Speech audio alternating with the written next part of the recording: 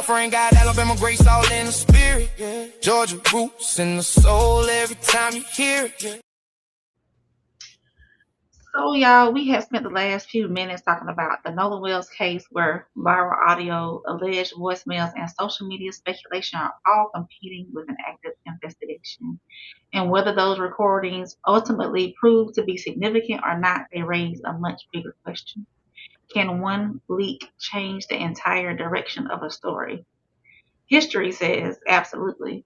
So tonight on Radar with Rain, when most people hear the word leak, they think about gossip. A leaked text message, a voicemail, a leaked DM, a screenshot that wasn't meant to be shared. But sometimes a leak doesn't just start a conversation, it changes history.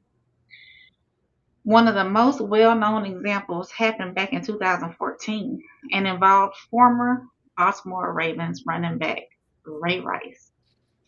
So on February 15, 2014, Rice and his then-fiancée Janay were involved in a physical altercation inside an elevator in an Atlantic City casino.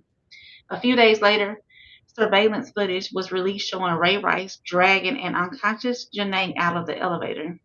The public could see the aftermath, but they couldn't see what happened on the inside. The NFL did their investigation, and the Baltimore Ravens stood behind their player. And in July of that year, Ray Rice received a 2-game suspension. Many people thought that the punishment was too light. Others argued that investigators had already seen enough evidence, and then everything changed. So in September, people over at TMZ released a surveillance footage from inside the elevator, and for the first time, the public saw the punch that knocked Janay unconscious. So within hours, Baltimore Ravens released Ray Rice. The NFL suspended him indefinitely. Sponsors distanced themselves. The conversation around domestic violence in professional sports changed almost overnight. And the NFL later strengthened its personal conduct policy. So to think about that for a moment, the incident hadn't changed. The people involved hadn't changed. The timeline hadn't changed. But what changed was what the public can finally see. That's the power of a leak. Sometimes it exposes the truth. Sometimes it exposes only part of the truth. And sometimes it spreads before investigators have had the opportunity to establish the complete picture. So that's why every leaked recording, every screenshot, every voicemail, and every video deserves the same question. Is this the whole story, or is it just a piece of it?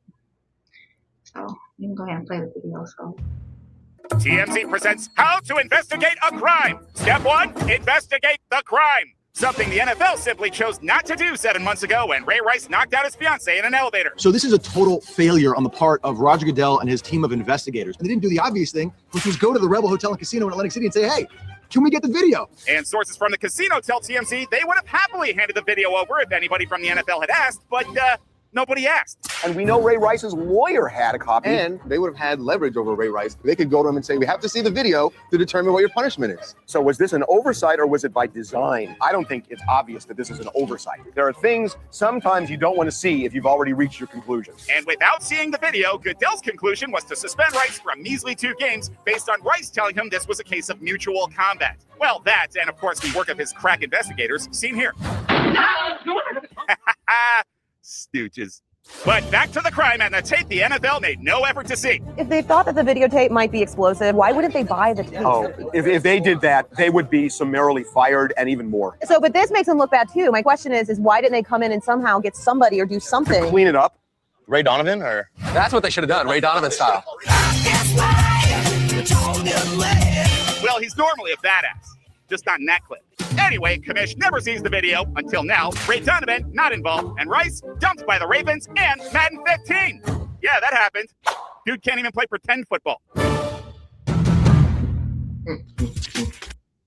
yeah, so I do want to add before we get into our discussion that even though this ended his NFL career, it did not end his family. And more than a decade later, Ray and Janay are still married and are raising 2 children together. Ray has publicly spoken about taking responsibility for his actions, attending counseling, and dedicating most of his post-football life to mentoring young athletes and speaking about accountability and the prevention of domestic violence. You know, every family's journey is different, and every survivor has the right to make the decisions that are best for them. This isn't about telling anybody what they should do. It's about remembering that while one leaked video became the headline around the world, it wasn't the end of the story. So, what y'all think about that? If TMZ would have never leaked that video, do y'all think that Ray Rice's career would have kept going after that 2-game suspension? They took his word for it. The NFL did. So had they not leaked it, he probably would have still been in. But eventually, that video will surface, just like they did Diddy. Yeah. Why do you think the NFL didn't want the video? Because he was just won the Super Bowl, and he was about to be the face of the league. So he was valuable to the league. Mm-hmm. Did they ever leak Dana White's video? You'll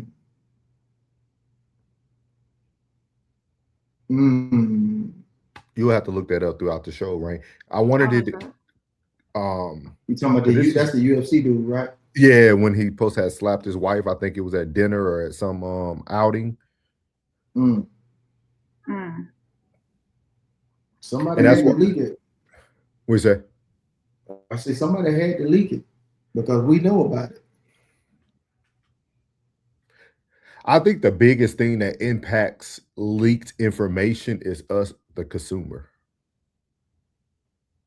Because a lot of times, the person who makes the ultimate decision already knows what they truly want to do, right? Roger Goodell knew what he wanted to do.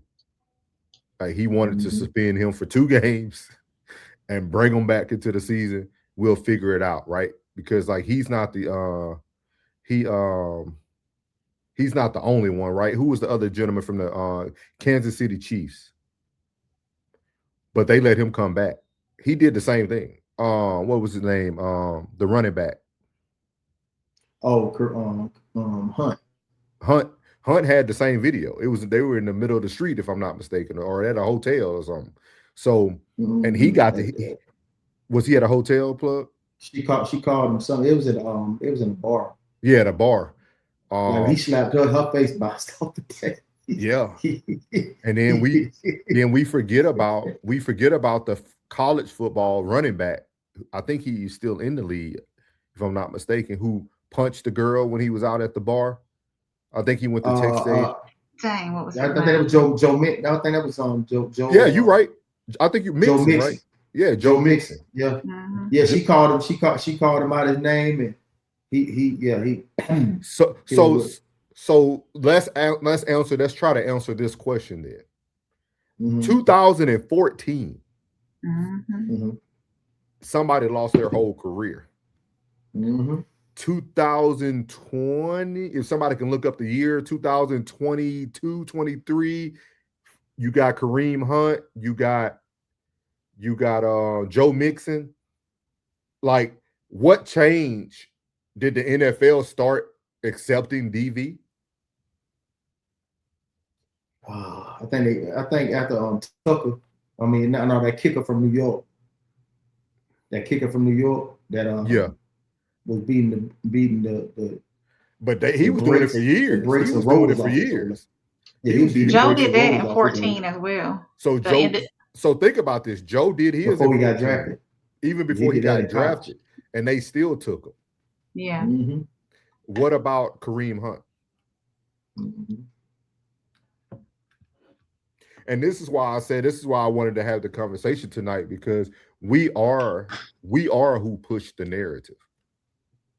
Like we could, and when I say we, just the masses of anyone, the consumer of a product or entertainment, can predict or create whatever they want. Like if you want someone to stay, you can get them to stay.